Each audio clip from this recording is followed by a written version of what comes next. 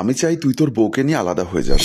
খাবার টেবিলে হঠাৎ মায়ের মুখে এই কথা শুনে শাওন হতভম্ব হয়ে যায়, আর রূপাও বেশ অবাক। এমন কোনো কাজ তো সে করেনি যাতে তার শাশুড়ি এই কথা বলবেন। শাওন বেশ বিস্ময় নিয়েই বলে, মা কি হয়েছে? রূপা তোমার সাথে কি কোনো খারাপ আচরণ করেছে? তোমাকে কষ্ট দিয়েছে? তুমি রূপার উপর রাগ করে আমাদের আলাদা হয়ে যেতে বলছো? তুমি একবার আমাকে বলো মা, রূপা তোর বউ, তোর দায়িত্ব, তোর ভালোবাসা। বউকে সম্মান ভালোবাসা না দিলে সংসার জীবন সুখের হবে না তোর। তাই কিছু না জেনে সব কথায় বউয়ের দোষ খোঁজার চেষ্টা করিস না শাওন, এটা খুবই খারাপ গুণ। কথাগুলো বলে মা শাওনের দিকে শান্ত চোখে তাকায়। শাওন কিছুটা লজ্জা পায়। তার মা তাকে শান্ত কণ্ঠে বলে, রূপা খুব ভালো মেয়ে, ও কিছু করেনি, আমার খাওয়া হয়ে গেছে রে, আমি যাই। মা যেতেই শাওন স্ত্রীকে বলল, কি ব্যাপার, আমার মা আজকে এমন কথা কিভাবে বলল? কি করেছো তুমি? রূপা কিছুটা ভয় পেয়ে বলল, আমি কিছু করিনি, বিশ্বাস করো, আমি ওনার সাথে ভয় কথাই বলি না, তুমি শুধু আমাকে ভুল বুঝো না প্লিজ। শাওন বুঝতেই পারছে না তার মা এই কথা আজকে কেন উচ্চারণ করলো। শাওন যেতে চাইলে রূপা বলল, কি করছো, খেয়ে যাও, আমার গলা দিয়ে এখন খাবার নামবে না রূপা। শাওন সোজা চলে গেল মায়ের ঘরে। শাওন মায়ের ঘরে গিয়ে পা ধরে বলল, মা তুমি কি তোমার ছেলের উপরে রাগ করেছো?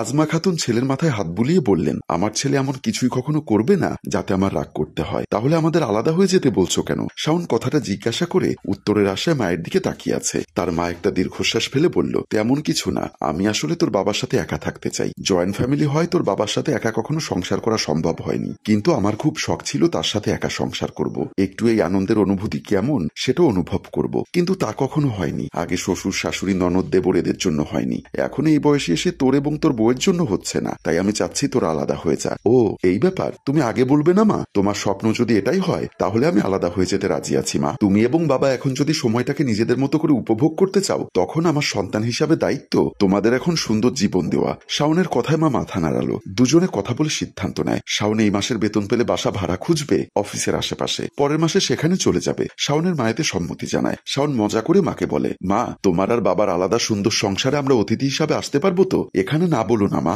আমি কিন্তু তোমাদের না দেখে থাকতে পারবো না, তাই তোমাদের সুন্দর স্বপ্নের মাঝে হুট করে চলে আসতে পারি। পাগল ছেলে, এটা তোর বাড়ি, তুই আসবি না তো কে আসবে? তোরা এখানে আসবি, আমরা তোদের ওখানে যাব। মায়ের কথা শুনে শাওন মুচকি হাসে, তারপর সিরিয়াস ভঙ্গিতে বলে, মা সত্যি এটাই তো? তুমি তোমার এবং বাবার একার সংসারের স্বপ্ন পূরণ করার জন্য আমাদের আলাদা করে দিচ্ছ? মা কিছুটা হকচকিয়ে যায়, পরক্ষণে নিজেকে সামলে বলে, হ্যাঁ এটাই সত্যি রে, তোর বাবার সাথে একা সংসার করার বড় স্বাদ ছিল রে, সেটার জন্যই তোদের আলাদা করছি। শাওন শান্তি পায়। দেখতে দেখতে শাওনের নতুন বাসায় ওঠার দিন চলে আসলো। আগামীকাল তারা এই বাড়ি থেকে চলে যাবে। আজ শাওনের মা সব শাওন এবং রূপার পছন্দের খাবার রান্না করেছিল। রাতে শাওন বিছানায় মনে মনে বলে, এই সুস্বাদু খাবার খুব মিস করবো মা, যদি এটা তোমার স্বপ্ন না হতো তাহলে কখনোই আমি এই সিদ্ধান্ত নিতাম না। রূপা এসে বলল, মন খারাপ বুঝি? মা বাবাকে ছেড়ে কখনো থাকিনি, আমার মনটা খুব কাঁদে রূপা, মেয়েটা খুব লক্ষ্মীমন্ত। সে স্বামীর মাথা কোলে নিয়ে আদর করে বলে, মায়ের ইচ্ছা পূরণ করাও তো দায়িত্ব, যখন দেখতে ইচ্ছা করবে চলে আসবে এখানে, মা বুঝি তোমাকে নিষেধ করবেন? স্বামীকে নানাভাবে সান্ত্বনা দিয়ে স্বস্তি বোধ করলো রূপা। ওদিকে পাশের ঘরে শাওনের মা না ঘুমিয়ে খাটের একপাশে বসে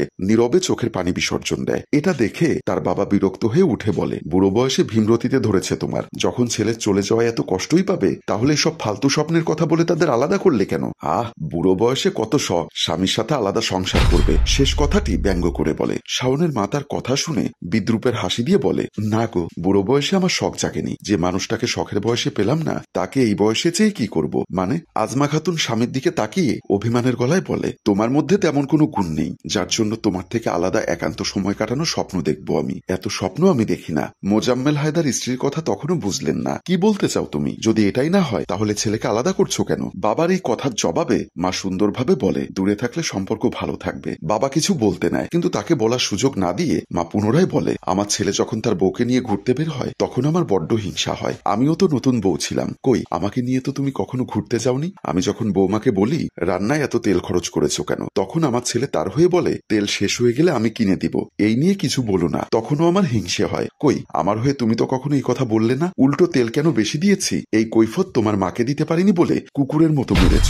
ভবিষ্যতে আমার ছেলে বউয়ের জন্য অনেক কিছুই করবে যা আমার হিংসা আফসোস বাড়িয়ে দিবে। এক পর্যায়ে তাদের সুখ সহ্য করতে না পেরে যদি আমি তাদের সুখের পথে বাধা হয়ে দাঁড়াই, তখন তো সব শেষ হয়ে যাবে, সংসারে অশান্তি হবে, সম্পর্ক খারাপ হবে, আমি সেসব চাই না গো। দীর্ঘ একটা নিঃশ্বাস ফেলে তিনি বারান্দায় গিয়ে দাঁড়ালেন। এই দুনিয়ায় কেউ কারো মনের দুঃখ বোঝে না গো। আমি যে কোন আফসোসে কোন দুঃখে এসব করছি তা বৌমা বুঝবে না, কারণ বৌমাদের তো জন্মের পর থেকে হয়তো বোঝানো হয় শাশুড়ি মানেই দরজাল, আর আমার হিংসায় বলা কথাগুলো তো তাকে কষ্ট দিবে। সে তো আজকালকার মেয়ে, আমাদের যুগের মেয়ে না যে শত কষ্ট শুয়ে এসে শাশুড়ির পায়ে পড়বে, উল্টো শাশুড়ির সাথে তর্ক করবে। করাই উচিত, কোনো অন্যায় না করে কথা শোনালে তো মুখ খোলা উচিত। সেই মুখ খুললেই তো আমি আর বৌমা হয়ে উঠবো দুজনার চোখের বিষ। আমি চাই না এমন কিছু হোক, আমি যা পাইনি সেটা সে পাক, আমি তাই চাই। আমি চাই না তার পূর্ণতা দেখে আমার কষ্ট হোক, আমি আমার ছেলের সুখে সুখী হতে চাই, সেজন্য তাদের আলাদা করে দিচ্ছি। তোমার সাথে সংসার আদিক্ষেতার জন্য নয়। আজমা খাতুন কথাগুলো বলে স্বামীর দিকে তাকায়। তিনি অসহায় চোখে তাকিয়ে আছেন বিছানায় বসে। আজ তার বলার কিছুই নেই। এত বছরের সংসারে তার প্রতি যে স্ত্রীর এত অভিযোগ তিনি জানতেই পারেননি। সত্যি তো, বয়সের সময় কখনো নিজের স্ত্রীর শখ আহ্লাদ সম্পর্কে জানতে চাননি, কখনো তার জন্য কিচ্ছু করেননি, কোনো দায়িত্ব পালন করেনি, উল্টো অন্যদের কথায় গায়ে হাত তুলেছেন। আজ যখন এসব বুঝতে পারছেন তখন সবকিছু তার হাতের বাহিরে চলে গেছে। বুঝতে পারলেন স্ত্রী সারা জীবন ধরে শুধু দায়িত্ব পালন হিসাবে সব করে গেছে। তার প্রতি থাকা ভালোবাসা তো সব মরে গেছে বহু আগে। স্বামীর অসহায় মুখ দেখে ম্লান হেসে আজমা খাতুন বলেন, এদিকে তাকিও না গো। মোজাম্মেল হায়দার স্ত্রীর হাত ধরে হাউমাউ করে কেঁদে ফেললেন। আমাকে মাফ করে দিও শাওনের মা। স্বামীর অনুতাপ ভরা কথা শুনে মায়ের চোখ দিয়ে গড়িয়ে পানি পড়ে। স্বামীর চোখের জল মুছে দিলেন। শান্ত গলায় বললেন, না শাওনের বাবা, যে বয়সে ভালোবাসার দরকার ছিল তখন আমি শুধু তোমার চাহিদা ছিলাম, আর আজ মাপ চেয়ে ভালোবাসা দেখাতে চাইছো? এমনটা করো না গো, এখন আর ভালোবাসার প্রয়োজন নেই আমার। শাওনের বাবা মাথা নত করে ফেললেন। মা আবারও বললেন, সবাই বলে শাশুড়িরা ছেলের বউয়ের সুখ সহ্য করতে পারে না। হ্যাঁ পারে না, কিভাবে পারবে? যেসব শখ তার পূরণ হয়নি সেসব শখ তার চোখের সামনে অন্য কারো পূরণ হচ্ছে। এসব যে তাকে কতটা কষ্ট দেয় তা কেউ বোঝে না। একদিন তুমি আমার জন্য একটি শাড়ি নিয়ে এসেছিলে, সেটা আমার খুব পছন্দ হয়েছিল, কিন্তু সেই শাড়িটা যখন তোমার বোন বলল তার পছন্দ হয়েছে, তার চাই, তখন তুমি কি করলে? সঙ্গে সঙ্গে তাকে দিয়ে দিলে। আর আজ যখন আমার খুকির ভাবির একটি শাড়ি পছন্দ হলো তখন আমার ছেলে বলল সে অন্য একটা কিনে দিবে, এটা তার ভাবির। আজ আমি বৌমাকে কোনো কথা বললে তার ডাল হয়ে আমার ছেলে দাঁড়ায়। এসব দেখে আমিও তো অতীতে চলে যাই। আমারও তো মনে হয় আমার সাথে যখন এসব হচ্ছিল তখন যদি তুমি প্রতিবাদ করতে তাহলে তো সব সমস্যা মিটে যেত, কিন্তু করনি। আমার আজও মনে পড়ে যখন আমার গর্ভে শাওন ছিল তখন আমি 9টা মাস ভাত ছাড়া কিছুই পাইনি, ফল খেতে ইচ্ছা করলেও পাইনি। সকাল 6টা থেকে সন্ধ্যা 7টা অবধি গাধার মতো খেটেছি, তারপর সন্তান জন্ম দিয়েছি। কিন্তু আজকাল তো তা হয় না। আজকাল বউয়েরা পোয়াতি হলেই বিছানায় পড়ে যায়, তাদের এটা সেটা ইচ্ছা হয়, ঘরের মধ্যে একটি জগ নাড়ানোর শক্তি হয় না। কিন্তু আমাদের সময় 9 মাসে ভরা পেট নিয়ে কলস ভর্তি পানি টানা লেগেছে, ধান সিদ্ধ করা লেগেছে। যখন আমার শাওনের বউয়ের 9 মাস হবে তখন তো সে কিছু করতে চাইবে না, ঘরের সামান্য কাজ করতেও অসুবিধা হবে। আর চোখের সামনে তো আমার সহ্য হবে না, কিছু বললেই আবার আমার ছেলের সাথে তর্ক বেঁধে যাবে। তখন সারা দুনিয়া বলবে শাশুড়ি ভালো না, সে এত খারাপ। মোজাম্মেল হায়দার অসহায় চোখে তাকিয়ে থাকে। যে বয়সে এসব বোঝা উচিত ছিল সে বয়সে বোঝেননি, তাই এই বয়সে বুঝে এখন আফসোস করা ছাড়া কিছুই করার নেই।